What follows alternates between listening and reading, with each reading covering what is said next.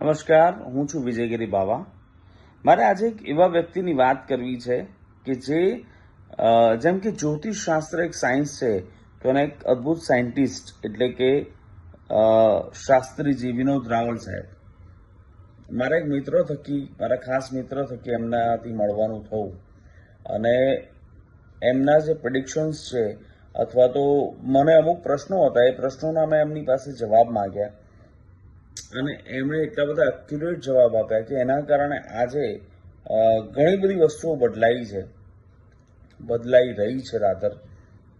અને મને એમ છે કે આ પ્રકારનું સાયન્સ, આ પ્રકારની વિદ્યા એ આમ આપણને અજુગતું લાગે પણ આ સત્ય છે. અને એટલા માટે હું હંમેશા વિનોદ રાવલ જેવા કર્મવીરોને સલામ એટલા માટે કરું છું કે એ સમાજ અને સોસાયટીને એક નવું જ્ઞાન આપી રહ્યા છે.